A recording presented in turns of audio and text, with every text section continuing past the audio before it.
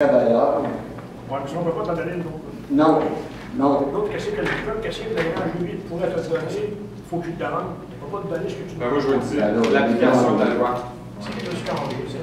C'est ça qui est posé comme question devant vous.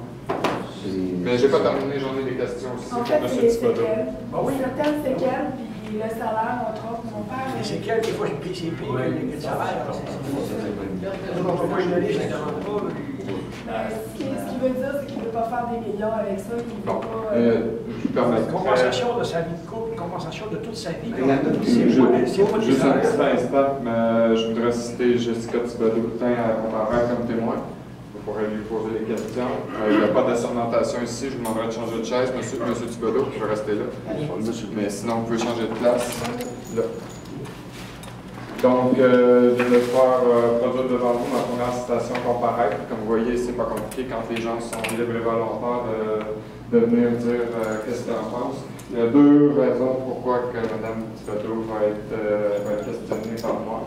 La principale, puis j'en profite pour parler de ça, pardonnez-moi du délai, c'est que les témoins qui se présentent ici devant le jury, devant vous, sont totalement immunisés en vertu de l'accord de Rome signataire qui est le Canada est signataire. Et le tribunal ici, tel qu'il est décrit dans la Constitution, mesdames et messieurs, que vous allez accepter, c'est dans la procédure du tribunal de protéger ses témoins.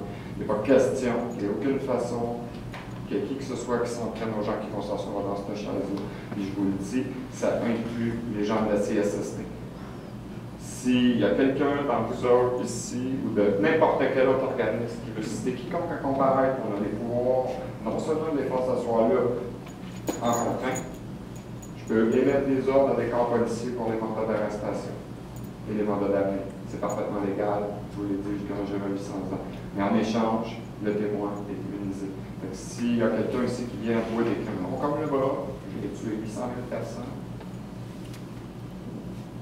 vous pouvez juger des conséquences. Donc, c'est pour ça que certaines personnes vont inciter à comparaître, d'autres non. On n'en a pas besoin.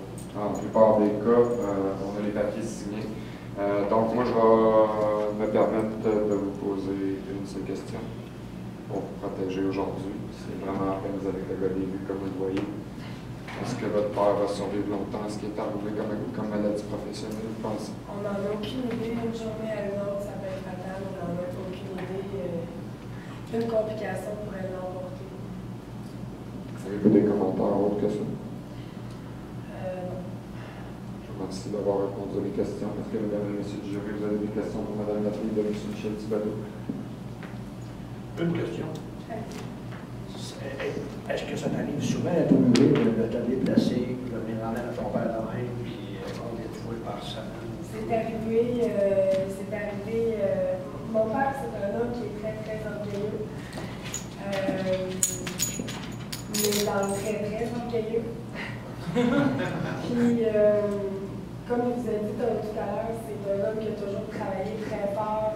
J'ai vu mon père travailler des 24 heures sur 24.